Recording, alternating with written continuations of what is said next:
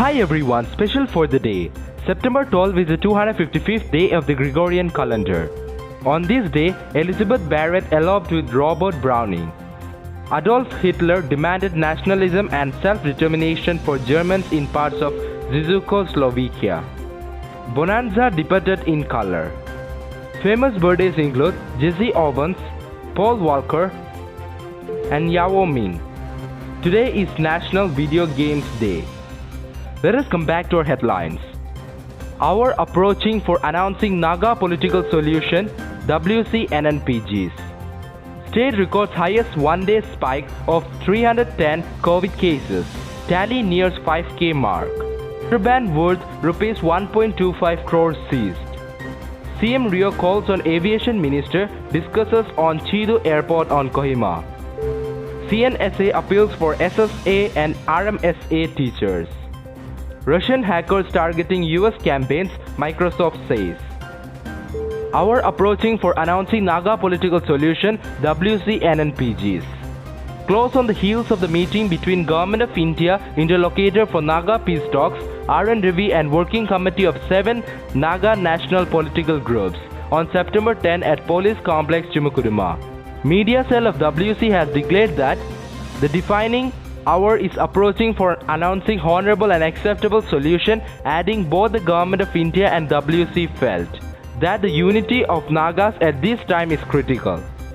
This development comes amid heightened speculation that the Government of India under Prime Minister Narendra Modi has decided to resolve the Naga issue within September this year. WC said at the September 10 meeting, the interlocutor R.N. Ravi affirmed that the Government of India was taking forward the decision of the Naga groups on October 31, 2019. Working Committee said the Government of India has acknowledged the fact that Naga tribes and civil societies had spelled out their positions over the Indo-Naga political issue. Therefore, Working Committee said, in reciprocation, the Government of India is determined to fulfill the political aspiration of the Naga people. Working Committee said the official position of the Government of India was that the Naga issue must be settled and waiting period is over. In this regard, Working Committee said the Government of India was preparing necessary steps.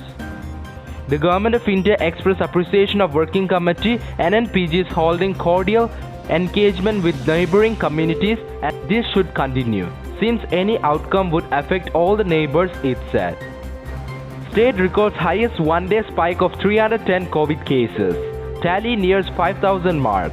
Nagaland on Friday recorded the highest single-day spike of 310 COVID-19 positive cases, taking the tally towards 5,000 mark. In a tweet, Health Minister S. Pangifom said, out of 922 samples tested, 176 cases were reported in Dimapur, 127 in Kohima, 3 in Zulabato, and 1 each in Woka, Peren, Mon, and Mogujong. With this, the state's tally rose to 4,946 cases, 1,134 active, 3,791 recovered, 10 deaths and 11 migrated. As per the severity of symptoms, 1,126 active cases were asymptomatic, 6 mild and 2 moderate cases. Further, out of 4,946 positive cases, the distribution across various categories of people include 2,273 cases from the armed forces, 1,398 returnees, 313 frontline workers, and 962 trace contacts.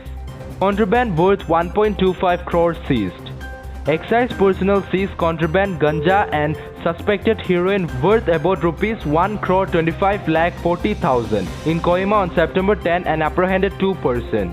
In a press release, Excise Department Assistant Commissioner Zonal Kohima S. Fiobemo Kikon stated that a special team of Kohima Excise, acting on a tip form, intercepted a suspected truck NL02L3168 near Hydro along NS29 on September 10 evening around 11:30 p.m. On thorough search of the vehicle, the team detected a specially modified chamber on the front and rear side of the vehicle filled with contraband.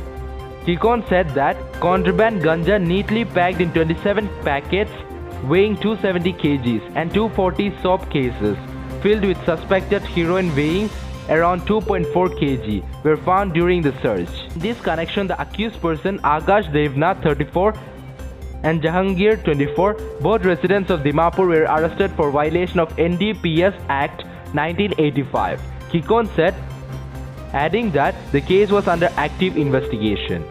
CM Rio calls on Aviation Minister, discusses on Chidu Airport at Kohima.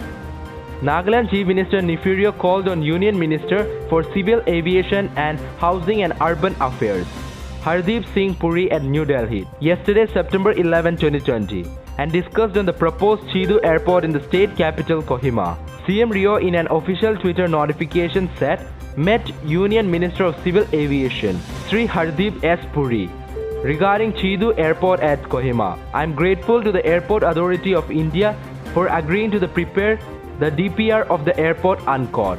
Union Minister Hardeep Singh Puri in a notification said, met Nagaland CM Nefirio in my office.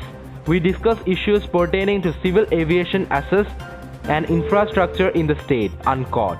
Paiwang Konyak, Minister of Transport, Civil Aviation and Railways, earlier informed that, in line with the national policy of having airports in every state capital, the Nagaland government is pursuing with the Government of India for the construction of an airport at Chidu for the state capital Kohima. Government of Nagaland is also in process of acquiring land at Chidu, Sichama under Kohima district for the airport. CNSA appeals for SSA and RMSA teachers.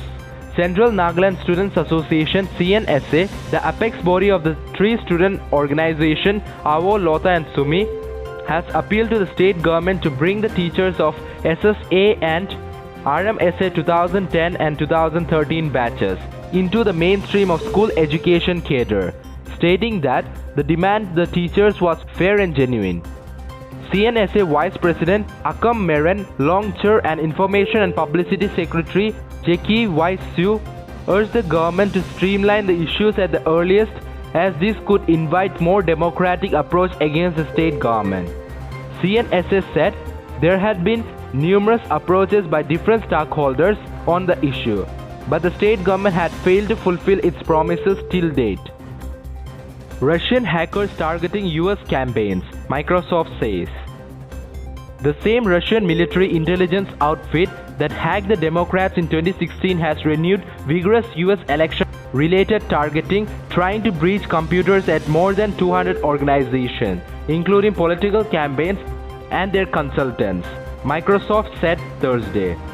The intrusion attempts reflect a step-up effort to infiltrate the US political establishment, the company said. What we have seen is consistent with previous attack patterns that not only target candidates and campaign staffers but also those who they consult on key issues, Tom Bird, a Microsoft vice president, said in a blog post. That's all for now. To get such latest news, don't forget to subscribe this channel. Thank you.